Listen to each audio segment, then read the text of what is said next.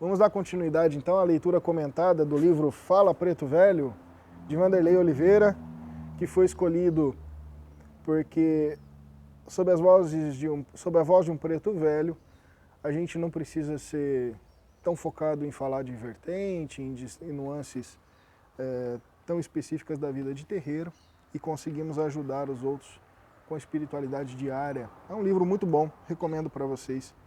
Embora seja aqueles livros que espírita incorpora guia de Umbanda para falar aos espíritas sobre Umbanda, tudo nesse mundo que fala de coisa boa, para mim serve para fazer Umbanda. Tá? Então nós vamos falar do capítulo 4. Abrir os caminhos da vida. A mudança na sua vida começa na forma como você pensa sobre si mesmo e na forma que você sente tudo aquilo que faz. Esse é o tema do capítulo 4. Fio de Deus.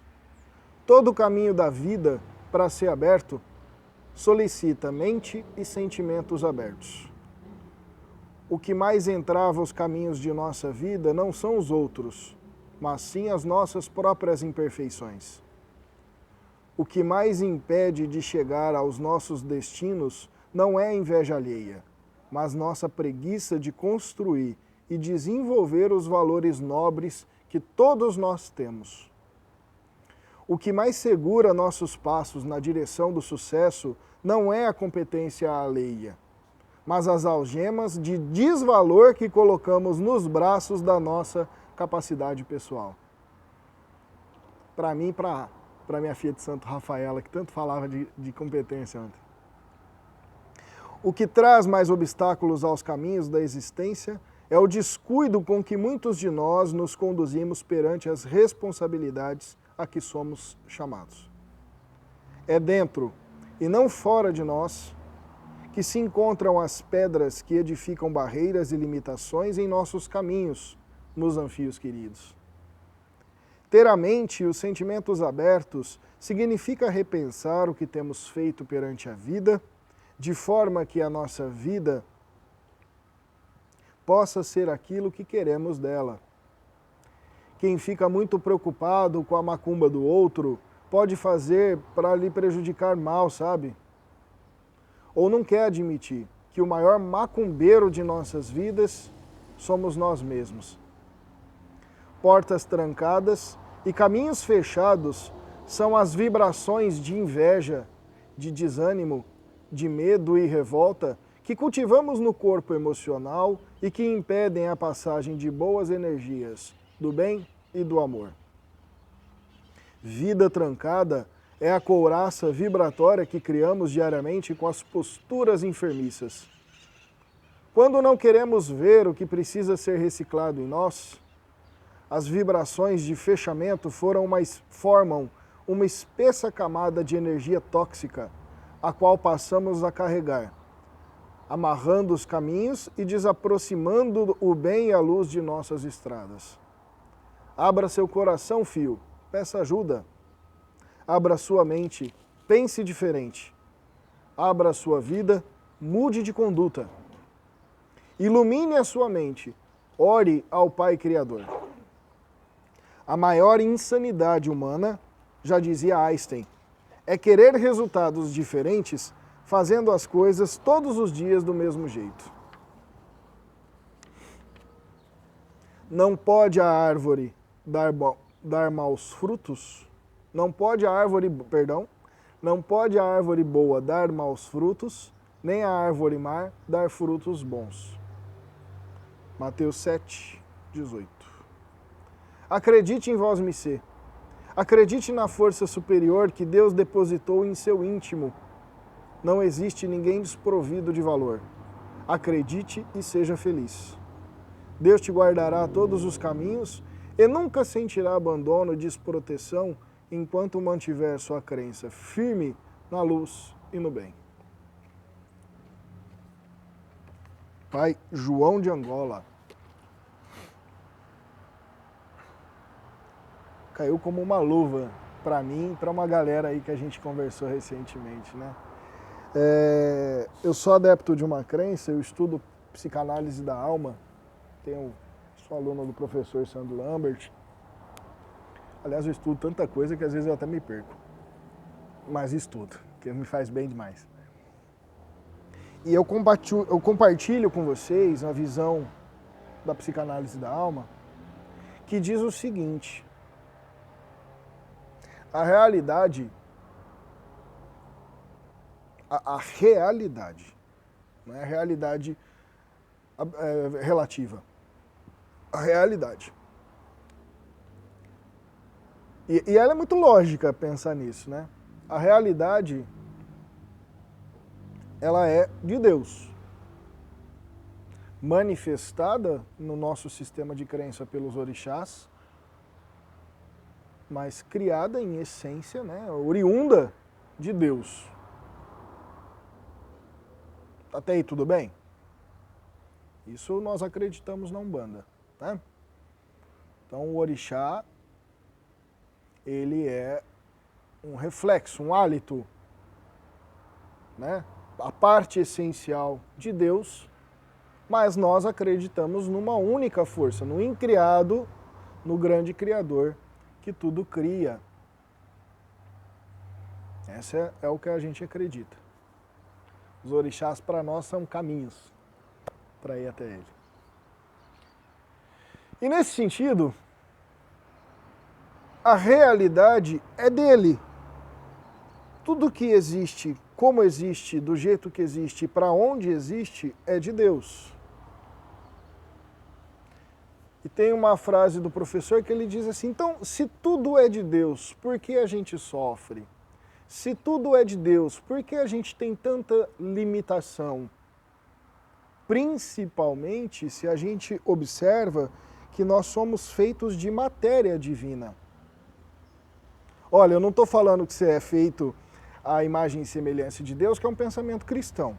Eu não vou te dizer que você é parte do EMI, né, do sopro divino que vai para o teu ori, quando o orixá te escolhe, você toma a forma da energia intrínseca de um orixá, que é o que a gente acredita na Umbanda. Não vou falar desse tipo de teologia, mas vamos dizer o seguinte: se você acredita que Deus é a fonte, você vem de lá. Deus, o Lorum, o Gadu, sei lá, quem você achar que é o Criador. Então, a realidade é dele. A existência dele. Por mais que você seja hoje num nível um pouco mais denso, aonde você, e pode ser muito mais denso do que a gente é em outros mundos, você é criação em matéria divina. Veio dessa essência. E a realidade é Deus. O que existe é Deus. O que é Deus. Portanto, se a gente acredita nisso, ou pelo menos se isso faz sentido para nós, por que a gente sofre? Por que a gente fica doente? Por que a gente fica... Vamos falar sofrimento no seu sentido mais amplo? E aí, a psicanálise da alma, que é esse elemento que eu estudo e me faz muito bem, ela prega o seguinte, que todas essas desarmonias, e está tudo bem que elas sejam educativas para a nossa alma, são distanciamentos da realidade. O que eu vou falar também está presente no orientalismo, tá? São distanciamentos. Então, quando você está distante daquilo que é real, você entra em inúmeras fantasias que te acometem a dor, ao sofrimento, a doença, a pobreza. Como se pobreza tem que falar com muita cautela, né? Porque pobreza não é ser ruim. Pobreza não é ruim. Né? Mas você é colocado nessa condição. Pobreza não é ruim. Isso vai dar um monte de comentário, tá? Mas uma hora eu venho falar só sobre a pobreza, a miséria. Tá bom? Porque você vai pensar assim, nossa, então tá todo mundo na África passando legal, né? Aquele monte de gente na rua aí, pobre, então você vai ser um deles. Não começa com esse papo. Nós vamos falar disso no sentido mais amplo mais tarde. Tô aprendendo a me tocar aqui, já antecipar a galera dos haters. Portanto, então, tudo é da realidade de Deus. Quando a gente se distancia disso, a gente é acometido. Ué, Alex, então é só eu me aproximar? É. Não é para você ver que tudo é ilusão, aquela coisa budista besta, né? Que não é nem budista de fato, hinduísta. Não, porque tudo é o Maia, tudo... Não, o mundo é real. As coisas estão aqui, nós somos acometidos por N distúrbios, por N problemas. Eu sou, você é, todo mundo é. Mas a gente como macumbeiro, vou falar macumbeiro porque o livro fala bastante hoje aí, a gente como macumbeiro tem a oportunidade e por vários caminhos de poder se reelevar a essa realidade. Alguns dos caminhos, muito presentes na Umbanda, como o livro cita a prece, a meditação, a sua firmeza com o seu orixá de cabeça, a sua firmeza com o seu anjo da guarda, a sua firmeza com o seu Exu, a gira, as práticas de autocuidado, que a gente fala sempre aqui, que numa instância maior de compreensão, o que elas fazem? Permitem que a gente não seja tão afetado pela emanação energética das fantasias, ao mesmo tempo que permite que a gente se abra para a realidade divina. Que é aquele lance assim, ó. Você não precisa subir para Deus. Isso tem uma sabedoria que é misturada aqui, eu vou misturar um pouquinho com vocês. Tentar ser lógico, mas misturar a sabedoria de orixá e a sabedoria que a gente vê cristã e espiritualista de modo geral. A ideia não é que a gente se eleve no sentido, quando a gente fala se elevar, né, parece que a gente está aumentando de tamanho ou está expandindo. Né? Energeticamente até acontece um movimento parecido com isso. Mas esse se elevar é a gente parar com a neura de estimação, com a loucura e sentir a realidade de Deus, que é essa que a gente vive. Que é isso que a gente vive. Ela é divina, cheio de pessoas próximas dessa realidade de Deus e distantes dela. É um caminho fácil, Alex? Imagina. Você já adotou esse mestrado para a sua vida? De maneira alguma. Se tem coisa que eu sofro pra caraca ainda, para não falar outra coisa, é o meu distanciamento com a realidade de Deus. Hoje, o que eu posso afirmar para vocês é que eu sou mais consciente de quando eu me desvio dela.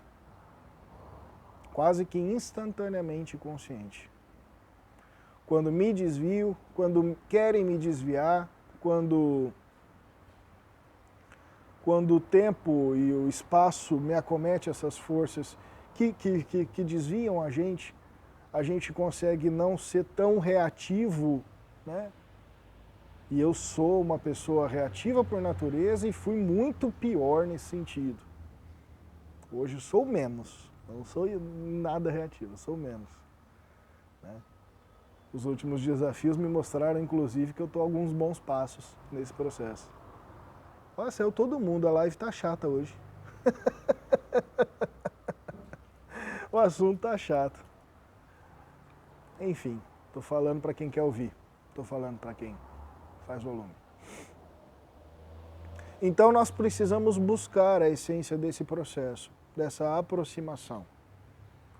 Uma das coisas que me encantam na Umbanda é que não há limite, positivamente falando, para que esse processo aconteça. É num ponto cantado, num ponto riscado, no congá, na trunqueira, na cruz das almas, na gira, em todas as etapas da gira. Isso quando é transportado para a nossa vida social, quando é transportado para a nossa vida domiciliar, né? Então fica meu desejo de que esse papo não é frio, que você pode tudo, ou que você é capaz de tudo, ou que você, né, parece papo de coaching essa parada. Mas você pode, dentro da realidade de Deus, ser maior, ser melhor e fazer coisas diferentes daquilo que você imagina que só é restrito e capaz de fazer, para que você se aproxime dessa realidade. E aí eu concordo com o livro, que para a gente poder trabalhar muito nesse processo que a gente tem de distanciamento de Deus, isso vai inexoravelmente exigir de nós que a gente tenha posturas diferentes, que a gente comece a ter ações diferentes, que a gente comece a ter pensamentos diferentes, que a gente comece a ter crenças diferentes. Né? E não pode ser, se tratando de Umbanda, só esse processo de porrada no passado. Tem que ter visão para o futuro também, né? Senão a gente se perde. Senão a gente fica sempre se achando filho do cramunhão, trevoso, e não vai. Então esse convite é: limpe-se por um lado e aproveite do benefício de estar limpo do outro. Né? E busque e galgue esse processo constantemente em sua história, porque a gente pode mudar, nem que for muito aos poucos, a nossa realidade, quando a gente resolve imergir-se nesse processo. É o que eu acredito. Hoje, que eu posso mudar totalmente de opinião amanhã.